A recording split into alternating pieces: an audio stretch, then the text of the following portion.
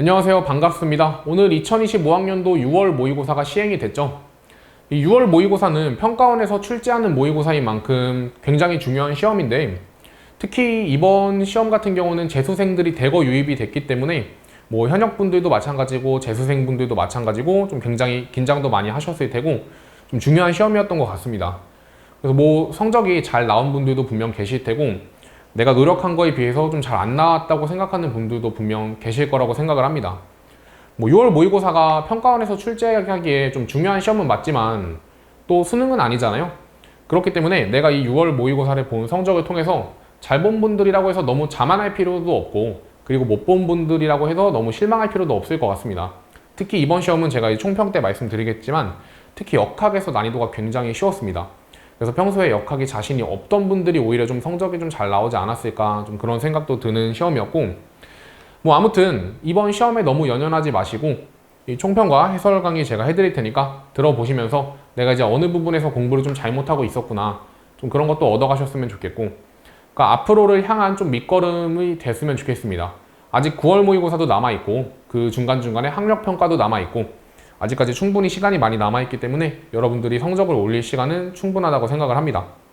특히나 이제 요즘에 이과분들이 사탐런이라고 해서 다 사탐으로 도망을 가고 있는데도 불구하고 물리학을 선택하셔서 과탐 중에 그래도 어렵다는 역학이 있는 물리학을 선택하셔서 제 강의를 지금 이 해설 강의를 듣고 계신다. 그것만 하더라도 저는 여러분들을 굉장히 응원하고 있습니다. 그래서 꼭 전부 다 모든 사람이 잘 될 수는 없겠지만 그래도 많이 열심히 노력하신 분들은 그만큼 또 다 잘 되셨으면 좋겠고, 그래서 제가 이제 이 총평하고 해설 강의를 올려드릴 테니까 잘 학습하시는 데 도움이 되셨으면 좋겠습니다. 자, 본격적으로 강의를 시작해 보겠습니다. 우선 이번 시험에도 어김없이 역학에서 6문항, 비역학에서 14문항이 출제가 됐습니다. 이거는 지금 계속 기조가 비슷해요. 역학에서 6문항, 비역학 14문항. 근데 이제 이번 시험 같은 경우는 좀 가장 독특했던 포인트가 뭐냐면 역학에서 난이도가 너무 쉽게 나왔어요. 왜 쉽게 나왔는지도 좀 설명을 해드릴 건데, 지금 보시면 여러 가지 운동에서 한 문항, 뉴턴에서 2문항, 운동량, 충격량 2문항, 마지막 역학적 에너지 보존에서 한 문항.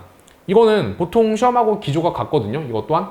근데 대신에 이 여러 가지 운동에서는 보통 문제를 출제할 때 그 등가속도 관련된 문제를 출제를 했었어요. 지금까지. 모의고사든 수능이든 심지어 올해 학력평가까지도. 근데 이번에는 어땠죠? 이번에 출제를 했었나 그랬는데 2번 문항. 근데 굉장히 쉽게 출제를 했어요. 그냥 말 그대로 기억 니은 디귿에서 찾는 거였죠. 뭐 물체가 쭉 운동하는데 뭐 속력이 어떻게 되고 막 가볍게 찾는 거였기 때문에 아무튼 문제가 너무 난이도가 쉽게 나왔습니다. 등가속도로 나왔으면 조금 더 어려웠을 텐데. 그리고 뉴턴 같은 경우도 이제 두 문항이, 한 문항은 힘의 평형, 그 받는 힘이 전부 다 합쳤을 때 R자임이 0이 된다. 그런 거 우리가 힘의 평형이라고 부르잖아요. 그걸 이제 분석하는 문항 한 문제랑, 그리고 개, 여러 가지 물체가 실에 달려있고 그걸 분석하는 문제 한 문항이 출제가 되는데, 힘의 평형 같은 경우도 평소보다 조금 더 쉽게 출제가 된 것 같습니다. 그 다음에 이제 운동량과 충격량 같은 경우도 이제 문제를 좀 어렵게 출제하려면 상대 속도 문제를 출제할 수 있었음에도 불구하고 여기서도 지금 굉장히 쉽게 두 문제가 출제가 됐고요. 그리고 마지막에 역학적 에너지 보존 같은 경우도 얘도 이제 뭐 에너지를 어디서 감소시키고 어디서는 에너지를 받고 뭐 어떻게 되고 충돌하고 복잡하게 출제할 수도 있는데 이번에는 거의 그런 거 없이 1에너지 정리로 간단하게 풀리게끔 문제가 출제가 됐습니다. 그렇기 때문에 역학 난이도가 평소보다 훨씬 낮았고, 역학을 좀 잘 못 풀고 비역학에 자신이 있으신 분들은 성적이 좀 잘 나올 수밖에 없었겠죠. 뭐 반면에 비역학 같은 경우는 그냥 뭐 평소 기조랑 비슷하거나 조금 특징적인 문제는 한두 문항 있고 좀 그런 식으로 출제가 된 것 같습니다. 그래서 뭐 전반적인 시험에 대한 난이도는 좀 쉬웠다라고 말씀을 드리고 싶고, 근데 이제 또 본인이 못 보셨다고 막 나는 어려웠는데 네가 뭔데 이렇게 쉽다고 하냐, 그러실 필요도 없는 게 이제 본인이 또 약점과 강점이 다 사람마다 다르잖아요. 저는 이제 전반적인 시험의 난이도라던가 아니면 이제 기존과 대비했을 때를 말씀드리는 거지, 그거에 너무 이렇게 민감하게 반응하실 필요는 없을 것 같습니다. 오히려 시험이 쉬웠는데도 불구하고 내가 조금 잘 못 봤으면 그만큼 더 노력을 하시면 되는 거고요. 자, 첫 번째 문제부터 보겠습니다. 주제는 전자기파입니다. 전자기파 단원에서 출제가 되어 있고 굉장히 쉽죠. 이제 보통 파장과 에너지 그리고 진동수 관계를 확인하는 문제가 나옵니다. 그래서 에너지가 크면 진동수도 커지고 반대로 파장은 작아지는 그런 구조를 갖고 있죠. 자, 1번 X선은 TV용 리모컨에 이용된다. 틀렸습니다. 자, 2번 자외선은 살균 기능이 있는 제품에 이용된다. 자외선 같은 경우는 파장이 굉장히 짧기 때문에 균을 죽일 수 있는 기능이 있죠. 그만큼 에너지가 강력해서. 그렇기 때문에 2번은 맞는 거고요. 3번, 파장은 감마선이 마이크로파보다 길다. 아닙니다. 마이크로파가 감마선보다 훨씬 더 길죠. 그 다음에 4번, 진동수는 가시광선이 라디오파보다 작은 게 아니라 큽니다. 그 다음에 5번, 진공에서 속력은 적외선이 마이크로파보다 크다고 되어 있는데, 진공에서는 이 모든 전자기파들의 속력이 빛의 속력인 C로 같겠죠? 그렇기 때문에 틀린 겁니다. 그럼 답은 2번이라고 풀어낼 수가 있겠네요. 가벼운 문제였습니다. 자, 다음 문항 보겠습니다. 그리고 이 우측 상단에 난이도는 제가 임의로 적어둔 거기 때문에 그냥 가볍게 참고하시면 좋을 것 같습니다. 자, 이 두 번째 문제가 제가 말씀드린 등가속도 문제 대신 출제된 문제라고 보시면 됩니다. 지금 보면은 여기서 포인트는 일정한 시간 간격으로 나타낸 거라고 나와 있죠. 그럼 내가 여기랑 전부 다 일정한 시간 간격이기 때문에 근데 간격이 점점 좁아지고 있죠. 그 얘기는 속력이 점점 줄어들었다는 얘기입니다. 그렇기 때문에 기억은 맞는 거죠. 그 다음에 니은, 두 번째 구간에서 물체에 작용하는 알자 힘의 방향은 물체의 운동 방향과 같다. 이 부분은 사실상 이게 원운동처럼 움직이고 있잖아요. 이렇게 움직일 때는 가속도는 거의 보통 중심 방향으로 이렇게 받습니다. 그럼 이게 바로 가속도의 방향이자 알자 힘의 방향이겠죠? 근데 물체의 운동은 이렇게 운동하기 때문에 얘는 같다고 볼 수 없겠죠. 그 다음에 디귿, 세 번째 구간에서 물체의 운동 방향은 변하고 있죠. 그렇기 때문에 변하지 않는다, 틀린 겁니다. 그럼 답은 1번이 되겠네요. 자, 다음 문항 풀어보도록 하겠습니다. 자, 원자와 스펙트럼이죠. 지금 파장이 오른쪽으로 갈수록 증가하기 때문에 아까 제가 1번에서 설명드렸죠. 에너지랑 진동수 같은 경우는 왼쪽으로 갈 때 증가를 합니다. 그러면 이 기억이 에너지가 제일 큰 거고 리을은 에너지가 제일 작은 거겠네요. 자, 그러면 지금 여기서 보시면 A, B, C, D는 전부 다 발머 계열 2로 떨어지고 있죠. 근데 그 처음 출발하는 게 3, 4, 5, 6으로 다 다릅니다. 그럼 이 길이가 길수록 에너지가 큰 거기 때문에 순서대로 매칭을 시켜주시면 D, C, B, A가 되고 D, C, B, A는 5번밖에 없으니까 답이 5번이 정답이 된다고 파악할 수가 있는 겁니다. 자, 다음 문제 보겠습니다. 이거는 유명한 핵분열이죠. 우라늄 235에다가 중성자를 하나 넣어줬더니 바륨과 크립톤으로 분해가 되고 그 다음에 중성자가 몇 개가 나와요? 3개가 나옵니다. 뭐 외운 분들은 이렇게 바로 찾아서 푸셨겠지만 못 외우신 분들 같은 경우는 이 위쪽에 있는 그 질량수의 합을 다 더해 주셔서 좌변과 우변을 맞춰 주셔야겠죠. 자, 그 다음에 니은, 핵융합이 아니라 핵분열입니다.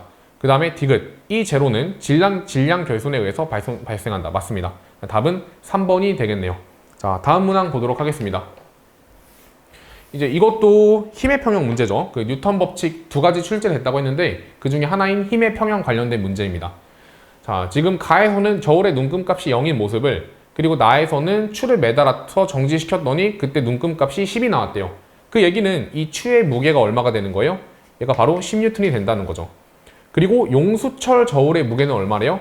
2N이라고 나와 있습니다. 자, 바로 문제 풀어보겠습니다. 기억. 가에서 용수철 저울에 작용하는 알자힘은 0이다. 맞습니다. 내가 얘가 정지해 있다는 거는 받는 모든 힘의 합이 0이 된다는 거이므로 알자힘은 0이다 라고 풀 수가 있다는 거죠. 그 다음에 니은, 나에서 P가 용수철 저울에 작용하는 힘의 크기. 여기서 P는 요 실을 얘기하는 거잖아요. 근데 내가 이 용수철 저울의 무게는 2N, 추의 무게도 10N이기 때문에 이 전체적으로 아래로 작용하는 무게는 12N이에요. 그럼 내가 얘가 정지했다는 거는 알자힘이 0인 거이므로 여기서 장력, P가 끌어주는 힘도 12N이 된다고 이야기를 할 수가 있겠죠. 그렇기 때문에 니은은 맞는 겁니다. 그 다음에 디귿, 나에서 추에 작용하는 중력과 용수철 저울이 추에 작용하는 힘은 작용반작용 관계이냐? 라고 물어봤는데 이런 작용반작용 관계 문제를 푸실 때는 주어랑 목적어가 도치됐는지만 확인하시면 돼요. 내가 예를 들어서 A가 B를 미는 힘에 대한 반작용은 B가 A를 미는 힘이라는 거죠. 근데 이거 보시면 용수철 저울이 추에 작용하는 힘, 그럼 이거에 대한 반작용은 추가 용수철 저울에 작용하는 힘이겠죠.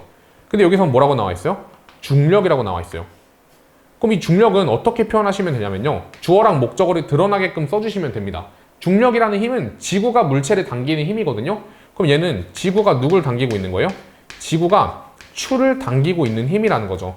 그러면 얘랑 지금 주어 목적어가 도치된 상태가 아니죠. 그렇기 때문에 디귿은 틀렸다고 풀 수가 있다는 겁니다. 만약에 내가 이 힘에 대해서, 이 중력에 대해서 반작용을 찾으라고 한다면 지구가 추를 당기는 힘에 대한 반작용이니까 추가 지구를 당기는 힘이라고 적어주시면 된다는 겁니다. 그렇기 때문에 답은 3번이 되겠네요. 자, 6번 문항 풀어보도록 하겠습니다. 이게 1페이지의 마지막 문항이었는데 얘는 이제 파동의 간섭으로 문제를 푸시면 됩니다. 지금 보면은 x랑 y가 중첩이 일어난 구간이 요만큼이죠. 그리고 x는 여기서 출발하고 y는 여기서 출발합니다. 위상은 보니까 올라가고 올라가는 걸 보니 같은 위상이네요. 그렇기 때문에 이 Q점이나 이 점이나 뭐 요 점이나 이런 데는 보강 간섭이 되고요. 그리고 뭐 이런 데는 다 상쇄 간섭이겠죠. 학생 A, P에서 x랑 y가 중첩된 파동의 변이는 어때요? 변하지 않는다라고 물어봤는데 내가 여기선 지금 보강 간섭이기 때문에 보강 간섭일 때는 계속 위아래로 진동을 왔다 갔다 합니다. 그렇기 때문에 얘는 틀린 거예요. 그 다음에 학생 B, Q는 x랑 y가 보강 간섭하는 지점이야. 이거 맞고요. 그 다음에 R에서는 C, R에서는 x랑 y가 상쇄 간섭하는 지점이야. 이것도 맞습니다. 따라서 답은 BC 4번이 되겠네요. 자, 다음 문항 보도록 하겠습니다.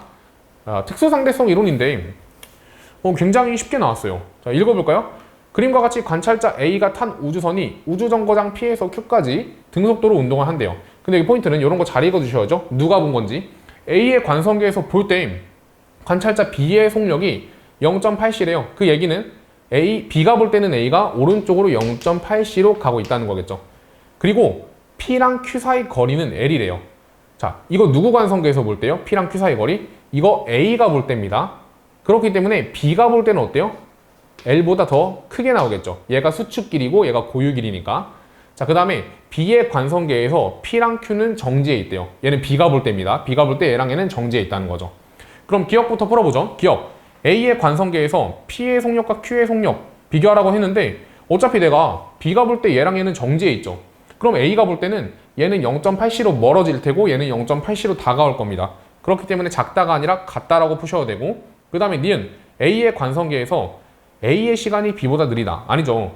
그 시간 팽창에 의해서 움직이는 게 느리게 보여요. 근데 A가 볼 때는 자신이 움직이는 게 아니라 B가 이쪽 방향으로 0.8c로 움직인다고 느끼기 때문에 B의 시간이 더 느리게 간다고 느낀다는 거죠. 그럼 니은은 틀린 거고, 그럼 답은 바로 디귿이라고 풀 수 있고, 자, B의 관성계에서 PQ 사이의 거리는 L보다 크다. 맞네요. 그렇기 때문에 답은 3번이라는 거를 가볍게 찾아낼 수가 있는 겁니다. 자, 문제가 굉장히 쉽죠, 여기까지는. 그 다음에 이제 물질의 자성과 관련된 문제인데, 내가 이제 이 A, B, C는 각각 강자성체, 상자성체, 반자성체, 이게 뭔지 모르는 순서 없이 나타낸 거고, 그 다음에 제거를 한 다음에 B랑 C를 제거한 다음에 이렇게 딱 붙여놨더니 서로 어때요? 인력이 작용하죠. 우리 이런 거 인력이잖아요. 이렇게 빨려 들어가는 거. 만약에 청력이었으면 뭐 이런 식으로 벌어졌겠죠? 그럼 이 두 개는 인력이라는 건데, 반자성체랑 상자성체는 외부의 균일한 자기장, 강한 자기장을 제거하면요, 자성을 띠지 않습니다. 근데 여기선 지금 서로 인력이 작용한다는 거는 둘 중 하나는 강자성체가 있었다는 거고, 그리고 인력이 작용하기 때문에 또 나머지 하나는 상자성체가 된다는 거겠죠. 근데 이제 강자성체가 그 자성체가 됐을 때 더 강력한 자기장을 가지고 있기 때문에 B가 바로 강자성체가 되는 거고 C가 바로 상자성체가 된다는 겁니다. 그러면 기억, A는 반자성체이다. 얘네가 지금 강하고 상이기 때문에 A는 반자성체가 맞겠죠. 그 다음에 니은, 가에서 A랑 C는 같은 방향으로 자기화된다. 반자성체랑 상자성체는 반대 방향으로 자기화됩니다. 그 다음에 디귿, 나에서 B랑 C 사이에는 서로 밀어내는이 아니라 당기는이죠. 그럼 답이 1번이란 걸 풀어낼 수가 있는 겁니다. 자, 다음 보겠습니다. 자, 전반사 문제인데 이제 이런 원통 문제는 많이 안 풀어보신 분들이었으면 좀 당황을 많이 하셨을 거예요. 근데 이제 이런 것도 기출에 충분히 나온 적이 있기 때문에 기출 문제를 꼼꼼히 대비하신 분들은 잘 푸셨겠죠. 박물관하고 샘물에도 이 관련된 문제를 제가 수록을 해놨기 때문에 혹시라도 이제 제 강의를 듣는 분들은 이것도 좀 잘 참고해서 들어보시면 좋을 것 같습니다. 보면은 얘 P가, X가 이렇게 와서 P점을 지나서 전반사가 됐다고 나옵니다. 전반사. 근데 그럼 얘는 전반사를 할까요? 지금 제가 이거부터 먼저 질문을 해볼게요. 문제 풀기 전에. 얘는 전반사를 하느냐? 전반사를 무조건적으로 할 수밖에 없어요. 왜 그러냐면 내가 만약에 여기서 쐈다면요. 이 두 가지를 비교해 볼게요. 항상 우리는 이런 원통형 문제는 어떤 식으로 문제를 풀어드냐면요. 접선을 그려보시면 돼요. 접선. 자, 봐보세요. 내가 여기서 접선을 그려보면 이런 식으로 되죠. 이런 식으로. 그럼 거의 90도에 가깝게 내려 꽂힌 거예요. 그쵸? 근데 여기는 어떠죠? 여기 접선을 그려보시면은 굉장히 완만하게 들어온 거죠. 얘보다도 더 완만하게 들어온 거예요. 그렇기 때문에 내가 더 가파르게 쏜 X가 전반사가 되기 때문에 더 완만하게 쏜 Y는 어떤 식으로 전반사가 되겠어요? 이렇게 전반사가 된다는 거죠. 그러면 디귿이 맞다는 거를 바로 풀어내고 문제를 풀 수가 있겠네요. 그 다음에 굴절률은 1이 2보다 크냐? 내가 지금 1에서 2로 넘어갈 때 전반사하기 때문에 1이 더 크다는 것도 바로 판단할 수가 있고요. 그 다음에 니은 X는 여기서 전반사하냐라고 물어보는데, 자, 이것도 어떻게 풀면 돼요? 접선을 그려주시고, 그러면 내가 이렇게 다가오니까 이렇게 되겠죠. 그러면 요 각도보다는 이 각도가 훨씬 더 커요. 얘보다 얘가 크다고요. 그렇기 때문에 여기서 전반사가 되는 것 또한 판단할 수가 있다는 겁니다. 그럼 정답은 5번이 되겠네요. 그래서 이 원통형 문제의 포인트는 뭐다? 끝에 반사되는 지점에 접선을 그어봐라 라는 겁니다. 자, 다음 문제 풀어보도록 하겠습니다. 자, 연력학 문제죠. 자, 10번 문제 풀어보도록 하겠습니다. 10번은 이제 연력학 관련된 문제인데, 일단 표부터 채워볼까요? 기체가 외부의 한 일 또는 외부로부터 받은 일이라고 나와 있죠. 그래서 한 일 같은 경우는 부피가 증가하면 한 일이고, 그리고 부피가 감소하면 받은 일이 되는 겁니다. 그러면 이제 ABA나 BC 같은 경우는 부피가 증가하고 있기 때문에 플러스라고 써주시면 되고, 그 다음에 CD나 DA 같은 경우는 마이너스라고 써주시면 되겠죠. 그럼 이 토탈 기체가 한 일은 얼마가 되냐면, 얘는 플러스로 잡고 얘는 마이너스로 잡아서 계산을 해주시면 되니까, 그러면은 250에서 마이너스 100, 그럼 얘는 플러스 150이 됩니다. 이렇게. 그 다음에 문제에서 열 효율이 0.2라고 나와 있죠. 그럼 열 효율이 0.2가 된다는 거고, 얘는 바로 투자 대비 한 일이에요. 투자 대비 한 일. 그럼 이걸 넘겨서 계산해 보시면 Q1은 얼마가 나와요? Q1이 750줄이 나오는 걸 확인할 수가 있습니다. 그리고 이 열기관은 Q1에서 이런 식으로 모식도를 그릴 수가 있겠죠? 근데 얘가 지금 750이고 얘가 150이라는 거는 저열원으로 방출되는 이 열이 뭐가 되는 거예요? 600줄이 되겠죠. 600줄. 그렇죠? 근데 내가 AB 과정과 BC 과정에서는, BC는 지금 등온 과정입니다. 등온. 이때는 열을 흡수해요. AB랑 BC는. 그리고 DA 과정은 단열 과정이기 때문에 이때는 열을 흡수하거나 방출하지 않습니다. 그럼 유일하게 열을 방출하는 구간이 C에서 D 과정인 거죠. 이때 열을 얼만큼 방출하는 거예요? 600줄만큼 방출을 하는 겁니다. 여기서 600줄만큼 방출을 해요. 근데 그 중에 1이 얼마예요?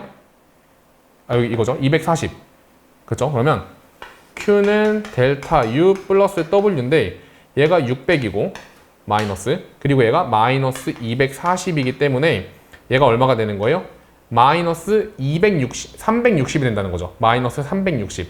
따라서 내부 에너지는 감소하는 거고 그 양은 360이 된다는 걸 체크할 수가 있다는 겁니다.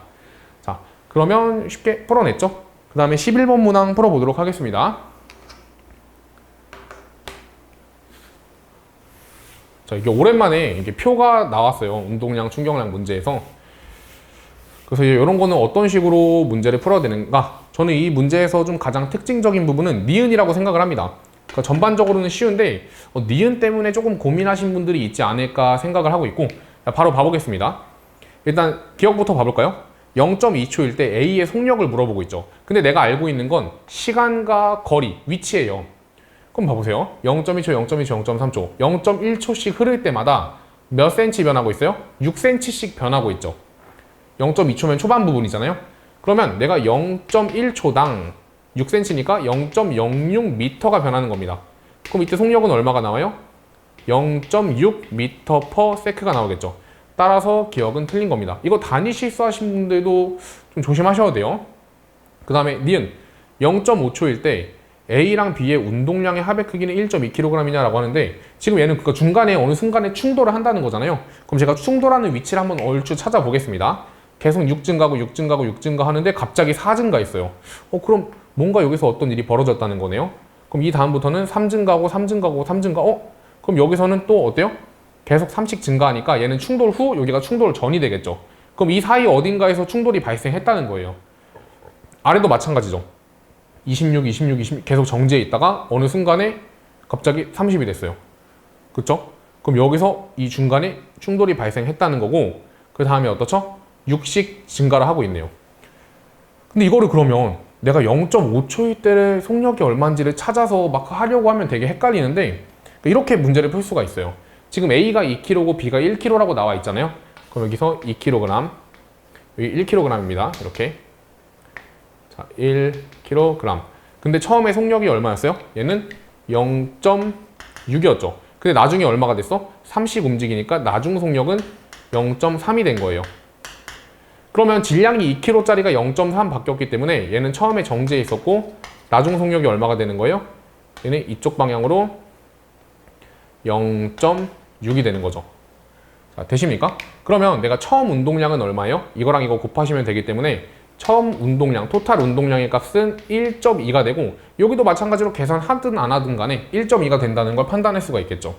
그렇기 때문에 사실 니은은 0.5초일 때를 직접적으로 보라는 게 아니라 내가 계속 충돌 전, 충돌 중, 충돌 후 운동량은 보존되기 때문에 계속 이 1.2가 보존된다는 거예요. 그렇기 때문에 니은은 맞다고 풀어낼 수가 있다는 겁니다. 그 다음에 디귿 0.7초일 때 AB의 운동량은 크기가 같냐라고 물어보는데 0.7초면 이렇게 곱하고 이렇게 곱하면 되겠죠? 그럼 여기도 0.6, 여기도 0.6. 그렇기 때문에 크기가 같습니다. 그럼 답은 4번이 되겠네요.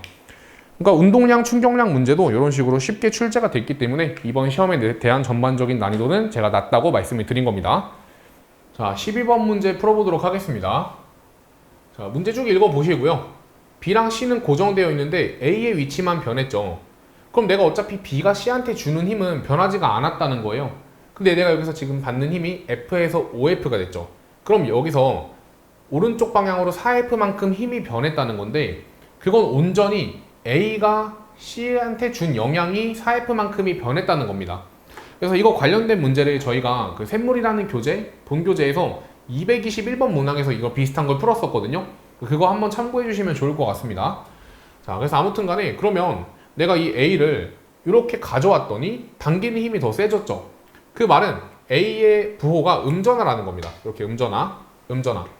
그리고 가에서 지금 이 C는 A가 당기고 있어요. 그럼에도 불구하고 오른쪽으로 힘을 받는다는 거는 B가 양전화가 된다는 것도 파악할 수가 있다는 거죠. 이렇게. 자, 그 다음에 그럼 제가 한번 A가 C를 당기는 힘을 F라고 놔볼게요.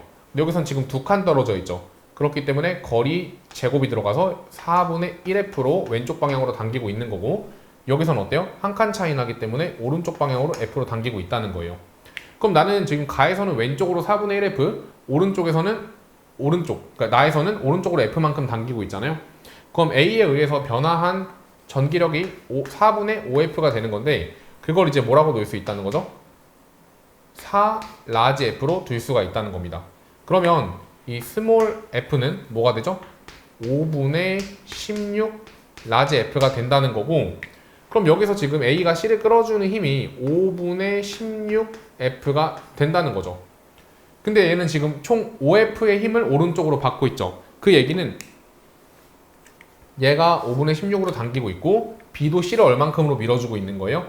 5분의 9F로 밀어주고 있던 겁니다. 그럼 얘랑 얘랑 더해서 5F가 된다는 걸 체크할 수가 있겠죠. 그럼 우선은 풀 수 있는 걸 한번 풀어보겠습니다. 기억부터. A와 C 사이에는 서로 밀어내는 전기력이 작용한다. 틀렸죠? 그 다음에 가에서 A랑 C 사이에 작용하는 전기력의 크기는, 자, 이거 얘기하는 거잖아요. 4분의 1 스몰 F. 근데 4분의 1 스몰 F는 양변에 4분의 1을 곱해주시면 되기 때문에 5분의 4 라지 F가 되고 그 값은 2F보단 작습니다. 그 다음에 디귿. 나에서 B에 작용하는 전기력의 방향은 마이너스 X 방향이냐라고 물어보고 있는데, 지금 저희가 아직 안 쓴 힌트가 있죠. 맨 마지막 줄에 나에서 B에 작용하는 전기력의 크기가 4F래요. 얘한테 작용하는 전기력의 크기가 4F라고. 근데 지금 C는 B를 밀어주고 있어요. 어느 쪽으로? 왼쪽 방향으로 5분의 9F로 밀어주고 있죠. 근데 4F가 나온다는 거는 A가 얘를 어떻게 하고 있어요 지금? 당기고 있죠, A는. 그럼 절대로 왼쪽 방향으로 4F가 나올 수가 없어요.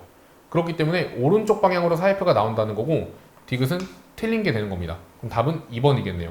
참고로 이거 구해보시면은 5분의 29F라고 적어주시면 되겠죠? 그럼 그럼 얘랑 합성돼가지고 4F가 나올 수 있으니까 이런 식으로 풀어주시면 됩니다. 자, 다음 문항 풀어보도록 하겠습니다. 자, 13번 문제 풀어보도록 하겠습니다. 이 속력에 대해서 대놓고 주고 있고 운동에너지에 대한 걸 나와 있으므로 속력을 제곱해놓고 시작할게요. 왜냐면 우리가 운동에너지는 2분의 1 mv 제곱글로 쓰기 때문인 거죠. 그럼 얘는 제곱하면 이렇게 나오고 얘는 제곱하면 4가 됩니다. 개수가. 그렇죠? 근데 지금 B랑 C는 얘는 V0 제곱이고 얘는 4V0 제곱인데 에너지가 같죠. 그 얘기는 질량이 얘를 m이라고 둔다면 얘는 4분의 1 m이 된다는 이야기입니다. 그리고 얘는 어때요? 속력의 제곱은 같은데 운동에너지가 2배라는 건 질량이 2배라는 거겠죠. 그럼 내가 운동량을 먼저 구해볼 거예요. 왜냐면 이 파장이라는 거는 운동량의 역수기 때문에 파장에 대한 걸 구하면 운동량을 풀 수가 있거든요. 그럼 여기는 그냥 V 그대로 붙여주시면 되고 여기도 V 그대로 붙여주시면 되고 여기는 2V를 붙여주시면 되겠죠. 그러면 운동량이 A, B, C 순서로 점점점 작아지네요. 그 말은 파장은 C가 가장 크고 그 다음에 B, 그 다음에 A라는 겁니다. 그럼 답 그냥 5번이겠네요. 5번 체크하시고 넘어가면 되겠습니다. 자, 다음 문항 보겠습니다. 이거 운동량과 충격량 문제죠. 자, 문제 읽어보시면 얘는 지금 4H에서 떨어져서 벽 부딪히고 H만큼 올라가고 얘는 H에서 떨어져서 벽 부딪히고 다시 H까지 올라간 거예요. 그럼 내가 여기서 받은 충격량을 계산해 볼 건데 이것도 제가 샘물에서 설명드렸습니다. 4H인 거는 2V로 떨어진다. 그리고 H까지 올라간 거는 V로 밀려난 거다. 그리고 지금 여기서 A랑 B의 질량이 같기 때문에 얘 운동량의 변화량은 3MV가 되는 거고요. 얘는 H에서 떨어져서 V로 와서 부딪혀서 V로 갔기 때문에 H만큼 올라간 거죠. 그럼 얘 운동량의 변화량은 2MV가 된다는 겁니다. 자, 일단 기억부터 풀어볼까요? A의 운동량 크기는 충돌 직전이 직후의 2배이다. 맞습니다. 속력이 2배죠. 그 다음에 니은, 나에서 곡선과 시간축이 만드는 면적은 이 면적이 의미하는 게 충격량이자 운동량의 변화량이기 때문에 3대2, 그래서 니은은 맞는 겁니다. 그 다음에 디귿, 충돌하는 동안 벽으로부터 받은 평균 힘의 크기는 자, 이거 어떻게 구하죠? 이게 충격량이라고요. 그쵸? 3대2가 충격량인데 평균 힘은 이걸 시간으로 나눈 값이죠. 그 A는 2t 걸렸고 B는 3t 걸렸기 때문에 이렇게 나누시면 되고 얘는 9대4가 됩니다. 그렇기 때문에 2배가 틀린 게 되겠죠. 그럼 답은 3번이 되겠네요. 자, 그 다음 문항 풀어보겠습니다.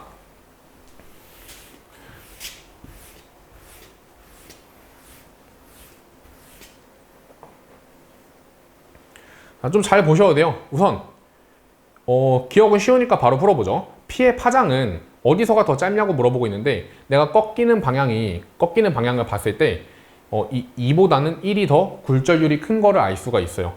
N2보다는 N1이 굴절율이 더 크다고요. 그 얘기는 파장이든 속력이든 1에서가 더 짧고 느리다는 겁니다. 얘는 기억은 맞는 거고요. 그 다음에 니은 P의 속력은 1에서가 3에서보다 크다. 이거 어떻게 풀죠? 1과 3에서 어떻게 풀어야 되지? 자, 이거를 먼저 풀어내기 위해서는 자, 내가 얘랑 얘는 다르단 말이에요. 근데 여기랑 여기 똑같죠? 이거 어떻게 풀 수 있지? 얘 어떻게 풀 수 있을까요? 자, 이거랑 이거를 보시면 돼요. 자, 다시 얘랑요 얘를 보시라고요. 이 문제가 독특한 포인트는 이거예요. 그래서 기출문제에서는 아마 많이 보신 적은 없는 느낌일 텐데 봐볼까요? 내가 여기가 세타 1이면요 여기도 세타 1이 돼요. 이만큼도. 그래서 이것도 제가 이제 본 교재에서 말씀을 드렸는데 이런 식으로 중간에 끼어 있는 건요 무시할 수가 있어요. 무시할 수가 있다고. 즉 내가 여기서 세타 3로 가서 세타 2로 나오는 거 있죠. 그거는 그냥 이 2에서 여기는 뭐예요? 1으로 연결되어 있는 거니까 1이잖아요. 그쵸? 그때 이 각도가 세타 3가 되는 거고 이 각도가 세타 2가 되는 겁니다. 그냥 그렇게 바로 풀 수가 있는 거고 그 다음에 내가 얘랑 얘 중에 누가 더 굴절율이 크다 했어요? 위쪽이 더 크다고 했죠. 그럼 꺾일 때 이런 식으로 꺾인다는 거예요. 좀 잘 티가 나나요? 조금 더 극단적으로 그려볼게요. 이런 식으로 꺾인다는 겁니다. 그러면 세타 3랑 세타 2 중에 누가 더 큰 게 돼요? 여기가 세타 3가 되고 요만큼이 세타 2가 되기 때문에 세타 3 값이 세타 2보다는 크다는 거죠. 됩니까? 그러면 세타 3가 세타 2보다 크다고. 그쵸? 얘가 더 어떤 거야? 좀 이것도 극단적으로 그려볼게요. 지금 요렇게 돼 있는 거예요. 자, 여기가 세타 3, 여기 세타 3, 요만큼이 세타 2. 근데 꺾이는 각도는 둘 다 몇 도래? 여기가 세타 1이고 여기도 세타 1이래요. 그럼 얘가 더 완만하게 들어와서 팍 많이 꺾인 거기 때문에 이쪽에서 더 많이 꺾였다는 걸 확인할 수가 있죠. 그러면 지금 이제 니은에서 P의 속력은 1에서랑 3에서 어디가 더 크냐라고 물어보고 있는데 내가 여기서 왜 많이 꺾였겠어요? 2에서 3으로 갈 때 굴절률 차이가 1에서 2로 갈 때 굴절률 차이보다 더 컸다는 거야. 그렇기 때문에 가장 큰 게 바로 이게 3가 된다는 거죠. 그러면 속력은 1에서가 3에서보다 크다도 맞는 거겠네요. 그럼 답은 5번이 된다고 체크할 수가 있습니다. 자, 다음 문항 풀어보도록 하겠습니다. 16번인데요. 자, 요것도 뭐 그렇게 어렵지 않게 문제가 출제가 됐습니다. 지금 보면은 실험 결과가 A에 연결했을 때랑 B에 연결했을 때, 근데 지금 A는 뻥 뚫어놨죠. 그쵸? 그렇기 때문에 이걸 먼저 분석을 해보자고요. 그러면 내가 이제 B에 연결했을 때는 이런 식으로 전류가 흐르는데, 그때 만약에 열려 있다면 어때요? 전류의 세기가 0이래요. 그 얘기는 열려 있을 때는 여기로는 당연히 못 흐르고 위로도 역방향 전압이 걸렸다는 거예요. 그렇기 때문에 여기가 NP라는 걸 체크할 수 있고, 근데 만약에 닫았을 때는 어때요? 흘렀죠. 그 얘기는 여기가 PN이라는 걸 확인할 수가 있다는 겁니다. 그럼 A에 연결했을 때는 어떻죠? A에 연결했을 때는 닫혔을 때 이렇게 흐르는데 일단 여기로 못 가요. 위로만 가겠죠? 그리고 열렸을 때는 어때요? 열렸을 때도 어차피 여기로 못 가요. 역방향이기 때문에. 근데 위로 가는 건 그대로 가겠죠. 그렇기 때문에 얘는 똑같습니다. 이렇게. 그러면 기억 맞고 디귿도 맞네요. 그 다음 니은 S1을 B에 연결했을 때 A에는 순방향, S1을 B에 연결했을 때 A에는 순방향이 아니라 역방향이죠. 그렇기 때문에 답은 4번이라고 풀어낼 수가 있다는 겁니다. 자, 다음 문항 보도록 하겠습니다. 거의 다 왔어요. 자, 17번은 전류에 의한 자기작용인데 이것도 충분히 준킬러성 주제로 좀 어렵게 출제할 수가 있습니다. 근데 그럼에도 불구하고 이번에는 굉장히 쉽게 출제가 됐어요. 이 그래프만 잘 해석해 보시면 되는데 지금 여기 D라는 걸 기점으로 내가 나오는 방향이 양이라고 되어 있죠. 그럼 여기 양이니까 이렇게, 그리고 여기도 이렇게, 여기는 이렇게, 여기는 이렇게인 겁니다.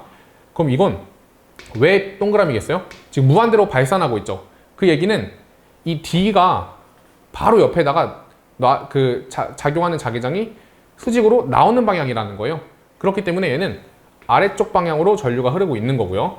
얘도 마찬가지로 지금 B 바로 옆에는 나오는 방향이죠. 그렇기 때문에 이렇게 체크할 수가 있는 겁니다. 근데 여기서 가장 특징적인 건요, 이 부분이에요. 이 부분. 얘는 들어가고 있어요. 근데 절대로 B랑 C만 있다면 여기서 들어갈 수가 없어요. B랑 C는 이 오른쪽에 무조건 나오는 거를 넣어줄 테니까. 그쵸? 그럼 들어가는 걸 만들어주는 애는 A였다는 거죠. 그러면 기억 틀렸고요. 그리고 지금 내가 C랑 가까이 붙어 있음에도 불구하고 얘가 뒤집힐 수 있었다는 건 A가 가장 전류가 센 놈이었다는 거죠. 그 다음에 디귿, P에서 C의 전류에 의한 자기장의 세기가 B의 전류에 의한 자기장의 세기보다 크다. 자, 그러니까 여기서 P는 어디죠? 요쯤이죠, 요쯤. 거기서 B랑 C 중에 누가 더 영향을 많이 주고 있냐? 라고 물어보고 있는 건가요? 그죠? C의 전류에 의한 자기장의 세기. 얘는 들어가는 걸 주고 얘는 나오는 걸 주고 있어요. 그쵸? 근데 A는 어때요? A는 들어가는 걸 주고 있죠. 그러면 B는 뭐라고? B는 나오는 걸 주고 C는 들어가는 걸 준다고요? 그럼 누가 더 세야 돼요? 당연히 B가 더 세야겠죠. 왜냐면 B는 A까지 감수해야 되니까.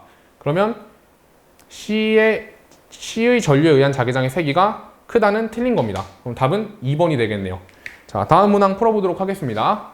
18번. 자, 18번 문항 풀어보겠습니다. 자, 얘는 지금 가로로 약간 이렇게 넣고 있고 얘는 세로로 길쭉하게 넣고 있는 거죠. 근데 이제 P의 위치가 1.5D일 때 세기는 I0로 그리고 유도 전류는 플러스 Y 방향으로 흐른다고 되어 있습니다. 그럼 내가 여기 딱 들어왔을 때 이렇게 유도 전류가 흐른다는 이야기니까 그러면 이 배경은 X였다는 걸 알 수가 있어요. 얘가 딱 들어오니까 X 막 뚫고 지나가고 그럼 이걸 방해하는 방향으로 이렇게 나오는 자기장을 형성하니까 이렇게 전류가 흘렀겠죠. 그 다음에 내가 이거를 2.5D까지 가져갔대요. 2.5D. 그럼 2.5D면 이렇게 됩니다. 이렇게. 그럼 이때는 여기서는 안 변해요. 그쵸? 그럼 얘만 점점 생기고 있는 건데 방향이 반대가 됐고 세기가 2배가 됐다는 거는 여기는 이렇게 동그라미 2개가 찍혔다고 볼 수가 있다는 겁니다. 자, 기억부터 풀어보죠. P의 위치가 3.5D일 때 3.5D면 어떻게 표현할 수 있냐면 이렇게겠죠. 그러면 이 영역의 넓이는 안 변하고 얘만 점점점 줄어들고 있기 때문에 처음에 얘만 점점점 늘어날 때랑 전류의 세기는 같아서 기억은 참이 되는 겁니다. 그 다음에 니은 Q의 위치가 2.5D일 때 그럼 Q의 위치가 2.5D면 여기겠네요. 이렇게. 그쵸? 이때 B에 흐르는 유도 전류의 세기는 어떻게 나타낼 수 있느냐. 자, 우선은요. 여기서는 X가 하나가 빠지고 있고 동그라미 두 개가 들어오고 있죠. 그럼 마치 3i일 거라고 생각을 하지만 지금 닿는 면적이 변화하는 면적이 얘보다 2배가 넓어요. 그렇기 때문에 이 3i보다는 크다는 걸 체크할 수가 있다는 거죠. 이게 좀 중요합니다. 니은이. 그 다음에 디귿 P랑 Q 위치가 3.5D일 때 유도전류 방향 물어보고 있는데 자 3.5D일 때 얘는 그냥 그대로 써주면 되고 요거는 이렇게 써주면 되죠? 그럼 얘는 X가 빠져나가고 있는 거고 얘는 동그라미가 빠져나가고 있는 거기 때문에 방향은 반대에다가 맞습니다. 답은 5번이라고 체크할 수가 있겠네요. 자, 다음 문항으로 넘어가 보겠습니다. 19번 역학적 에너지 관련 문제인데 지금 얘는 중력 포텐셜 에너지 변화량이 각각 E0랑 7E0래요. 그리고 역학적 에너지 감소가 없습니다. 그럼 얘는 어떤 식으로 풀 수가 있냐면 중력 포텐셜 에너지 변화량은요. 물론 이 높이로 계산하셔도 되지만 빗면임이 한 1로 계산하셔도 되거든요. 그럼 여기서 빗면임의 비가 1대 7이라는 거예요. 그럼 내가 얘 빗면임을 F 그럼 이 빗면임을 뭐라고 두면 돼? 7F라고 둘 수가 있다는 거죠. 자, 그럼 이 전체에 작용하는 힘은 몇 F가 되죠? 어차피 얘는 받는 힘이 없으니까 그러니까 뭐 장력은 받겠지만 중력은 안 받잖아요. 그럼 6F가 됩니다. 6F. 그쵸? 그럼 이 6F가 전체 힘이 되는데 얘를 질량 비대로 쪼개갖게 될 거예요. 그럼 A는 이쪽 방향으로 F, 얘는 이쪽 방향으로 2F, 얘는 이쪽 방향으로 3F를 받겠죠. 지금 이 F, 2F, 3F 적어준 게 바로 뭐가 되는 거야? 알짜 힘이 되는 겁니다. 그러면 내가 알짜 힘이 F가 나오기 위해서는 여기 장력은 2F, 그리고 여기 장력은 4F가 나와요. 그럼 자연스럽게 여기도 똑같이 4F일 테고 여기도 2F겠죠. 그러니까 이 4F랑 2F가 만나서 2F가 됐다고도 확인할 수가 있는 거고요. 그럼 기억, A의 운동 에너지 변화량과 중력 포텐셜 에너지 변화량은 운동 에너지 변화량은 합력이 한 1, 그리고 중력 포텐셜 에너지는 빗면임이 한 1이기 때문에 얘랑 얘가 F로 동일하죠. 그렇다는 건 얘가 같다는 겁니다. 그 다음에 니은 볼게요. B의 가속도가 얼마인지를 물어보고 있는데 자, 이거는 어떻게 풀어야 되냐면 이거 에너지꼴로 지금 표현하고 있어요. 자, 봐보겠습니다. 지금 B의 합력이 EF예요. EF. 저희가 임의로 설정한 값이죠. 자, 이 EF로 얼만큼 달린 거야? D만큼을 달립니다. 그러면 운동 에너지가 증가할 거예요. 자, 운동 에너지가 증가합니다. 그래서 2분의 1 m v 제곱 이렇게 말이죠. 그렇죠? 근데 내가 봐볼까요? 얘는 뭐라고 쓸 수 있어요? E0는 요 F로 D만큼 간 거니까 F, D라고 쓸 수가 있겠죠. 자, 그럼 이거 정리해 보시면 이 E0는 m v 제곱이 되고요. 그 다음에 가속도 어떻게 구해요? 3번 공식 기억나세요? 등가속도 3번 공식 EAS는 V제곱 마이너스 빵 이렇게 써주면 되겠죠? 그러면 여기 지워주시고 M을 곱해보세요. 양변에 요렇게 자, 근데 얘가 뭐였어요? E0니까 그럼 넘겨주시면은 A는 EMD의 EE0가 돼요. 그걸 정리하시면 MD에 이렇게 됩니다. 그럼 얘는 틀렸다는 거를 체크할 수가 있겠죠. 그 다음에 디귿, 역학적 에너지 변화량의 크기는 B가 C보다 크냐? 역학적 에너지는 외력이 한 1을 계산해 주시면 되는 거기 때문에 C의 외력은 4F죠. 근데 얘는 외력이 얼마예요? 얘랑 얘랑 합친 값이기 때문에 외력이 2F가 되는 거예요. 그럼 얘가 더 큰 겁니다. C가 몇 배 큰 거예요? 2배 큰 거죠. 그렇기 때문에 B가 C보다 큰 게 아니라 C가 B보다 2배 큰 겁니다. 그럼 답은 1번이라고 풀어낼 수가 있겠네요. 자, 다음 문항 풀어보도록 하겠습니다. 자, 마지막이죠. 이거는 올해 수능 특강에도 비슷한 문제가 하나 출제된 게 있는데 그거를 좀 참고를 해보시면 좋을 것 같고 자, 보겠습니다. 실 P가 B를 당기는 힘 요게 B를 당기는 힘이 4분의 9mg래요. 근데 어차피 얘를 당기는 거나 얘를 당기는 거랑 똑같죠? 그렇기 때문에 내가 요 힘을 뭐라고 쓸 수 있어? 4분의 9mg라고 쓸 수 있어요. 근데 얘는 지금 아래쪽으로 3mg라는 중력이 작용하죠? 그럼 합력은 아래쪽으로 얼마가 되는 거야? 얘가 4분의 10이니까 4분의 3mg가 합력이 되는 겁니다. 그럼 얘를 질량으로 나누시면 4분의 1g가 나오죠? 그게 바로 가에서 가속도가 나오는 거예요. 근데 지금 나에서는 가의 크기의 가속도가 2배래요. 그럼 이게 뭐라고 쓸 수 있어? 여기서 가속도는 2분의 1g라고 써줄 수가 있겠죠. 그럼 내가 지금 C의 질량을 모르기 때문에 라지 M으로 쓴 다음에 한번 계산을 해보겠습니다. 자, 어떤 식으로 할 수 있냐? 어차피 여기서 B는 동일하게 있기 때문에 얘가 받는 빗면임은 똑같을 거예요. 이걸 내가 한번 스몰 f로 가정해보죠. 그럼 이 가에 대한 식을 한번 정리해보시면 이렇게 쓸 수가 있습니다. 자, 3mg에서 f를 더하시고 누굴 빼요? 라지 mg를 뺐더니 가속도가 얼마야? 4분의 1g죠. 4분의 1g의 전체 질량 11m 플러스 라지 m을 곱한 것과 이렇게 더한 거를 곱한 것과 같다. 그 다음에 얘는 어때요? 여기도 이쪽으로 힘을 받으니까 라지 mg 플러스 f 마이너스 3mg는 2분의 1g의 똑같은 질량으로 이렇게 써준 거랑 같다는 거죠. 자, 그 다음에 이제 어떻게 하면 되냐면 이 두 개를 한번 제가 빼볼게요. 위쪽으로. 아래쪽으로 빼보죠. 아래쪽으로. 그러면 2 라지 mg 마이너스 6mg는 이렇게 빠지니까 4분의 1g의 11m 플러스 라지 m이 됩니다. 그럼 어차피 g끼리 다 지워주시고 4를 곱해버리시면 8 라지 m 마이너스 24 스몰 m은 그러면 11 스몰 m 플러스 라지 m이 됩니다. 그럼 넘겨서 계산하시면 7 라지 m은 35 스몰 m이 나오기 때문에 내가 지금 궁금한 거는 라지 m이 궁금한 거죠? 그럼 라지 m은 5m으로 풀어낼 수가 있다는 겁니다. 그럼 답은 2번이겠네요. 자, 이렇게 전문하게 다 풀어봤는데요. 너무 고생 많이 하셨습니다. 너무 고생 많이 하셨고 아까도 말씀드렸다시피 6월 모의고사는 저희의 어떻게 보면은 처음 하는 도전인 거죠. 물론 3월하고 5월 모의고사도 보셨겠지만 이제 좀 엄숙한 분위기에서 진행되는 첫 평가원 모의고사였다고 좀 생각을 해주시면 좋을 것 같고 오히려 이번 기회를 좀 발판 삼아서 본인의 약점을 한번 파악을 해보세요. 내가 평소에 좀 시험 성적이 잘 안 나왔는데 이번에 좀 잘 나왔네? 그런 분들은 좀 역학이 약할 가능성이 있고 물론 그렇게 무조건적으로 이분법적으로 분리를 하면 안 되긴 하지만 아무튼 좀 그런 식으로 본인의 약점을 파악을 하고 이제 6월부터 9월 달까지는 혹시라도 진도를 못 끝내신 분들은 진도를 먼저 끝내는 게 우선이고 진도를 끝내신 분들 같은 경우에는 본인의 약점을 파악해서 그 파트를 좀 집중적으로 공부하시는 게 아무래도 도움이 되겠죠. 자, 아무튼 너무 오늘 많이 고생하셨고 저도 이제 계속 준비를 해서 아마 7월달, 6월달, 7월 내로 샘물하고 박물관이라는 이제 개념 문제집 그리고 기출 문제집을 완강을 내드릴 겁니다.